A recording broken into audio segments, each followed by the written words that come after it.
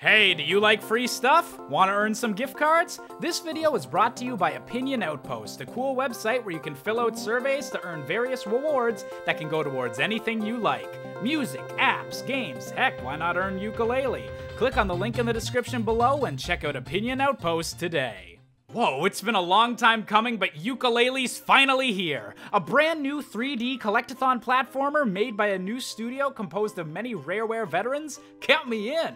And as luck would have it, I managed to snag a review copy of Yooka Laylee. And guess what? I love it. But other people seem to see the game as more of a mixed bag. The people that don't like it claim that it's exactly like Banjo Kazooie, and the people that do like it claim that it's exactly like Banjo Kazooie. But personally, I think that's underselling it.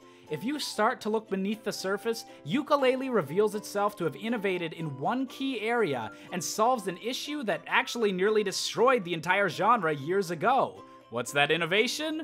Well, I'm about to tell you. That's what the video's for. You silly goose.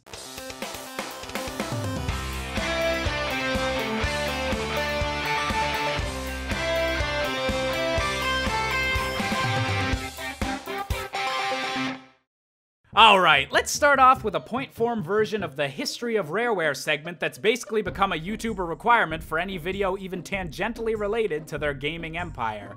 Basically, a crazy bunch of Brits single-handedly bring a Nintendo mascot back into relevance, a crazy bunch of Brits revolutionize the first-person shooter as a viable genre on consoles with a freaking movie tie-in, and a crazy bunch of Brits beat Nintendo at their own game, literally, by taking everything Super Mario 64 did and doing it better. Yes, Banjo Kazooie is that good. Seriously.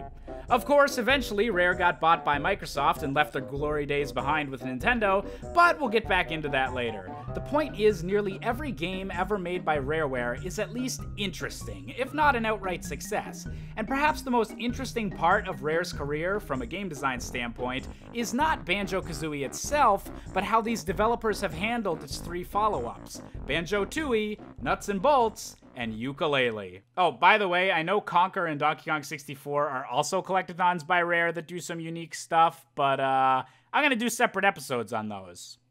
They're really good.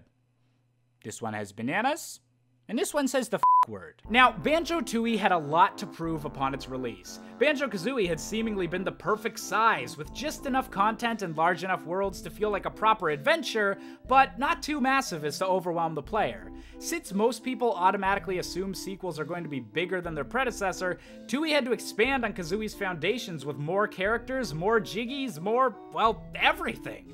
And while the sheer variety of moves and complexities of later worlds can sometimes be confusing, I think that overall, Banjo-Tooie is a pretty great sequel. In particular, the mechanic of being able to move between different worlds freely and making everything feel interconnected, mwah, really freaking genius. Banjo-Tooie was a great example of growing a game world larger without losing anything in the process.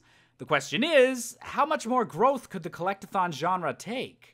So, Banjo-Kazooie Nuts and Bolts isn't the internet's favorite game. And while I do actually quite like it when taken on its own merits, I think we can all agree that this wasn't exactly what fans were hoping for after an 8-year series hiatus. However, the justification for vehicles' inclusion in a Banjo game is kind of interesting.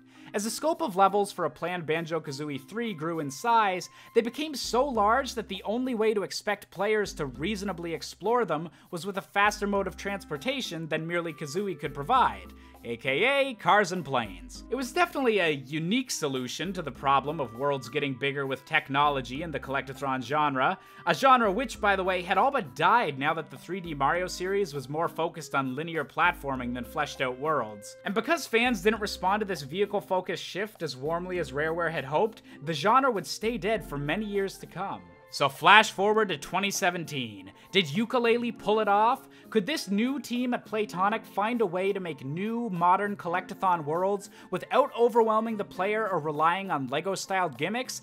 Could they save and resurrect an entire genre with a single game? I'm happy to say, they did. You see, for the most part, Yooka Laylee does stick pretty close to the original Banjo-Kazooie mold. I totally get what other reviews have been talking about. Jiggies are replaced with pages, notes replaced with quills, and Mumbo replaced with, anime. But given that a spiritual successor to Banjo Kazooie is exactly how Yooka Laylee was advertised, I don't really have a problem with it. What's clearly different, however, is how progression is handled.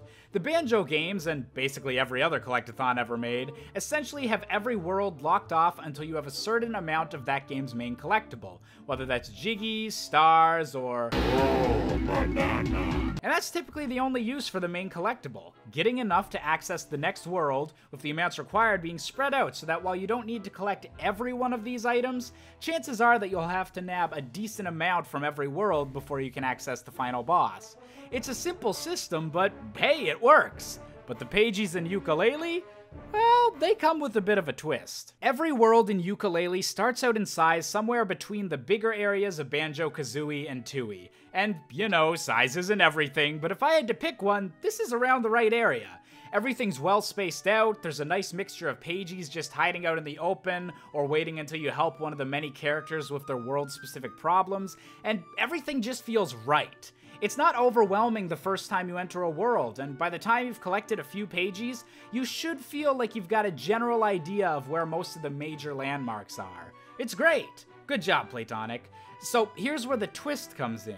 Pages can be used to unlock new worlds, but they can also be used to expand old ones. Suddenly, the mountain you thought you'd conquered is 3 times as high. The bridge that seemed to be under construction now leads to a whole new platforming challenge. Locked doors disappear and new adventures await.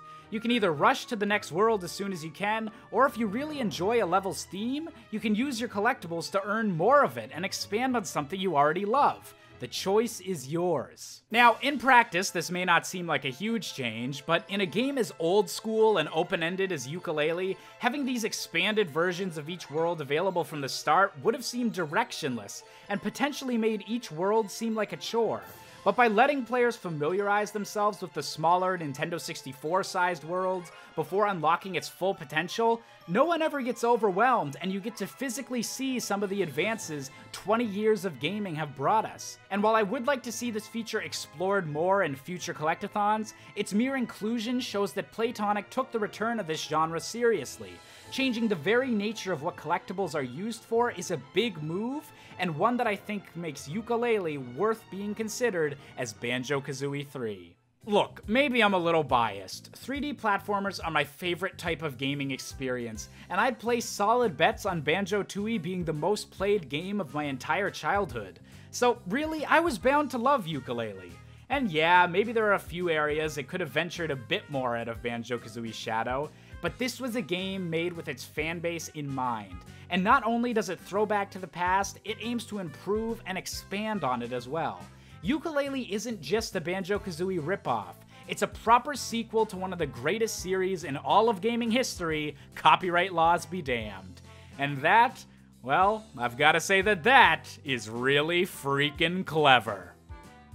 Hey there, did you like this video? Why not click that like button, hit that subscribe button, click some of the things on the screen. That's a good idea. I highly encourage that. I'm totally unbiased in deciding what you should do next. So I just click all the stuff on the screen. Check out my other stuff. There's no bad side to it, I promise.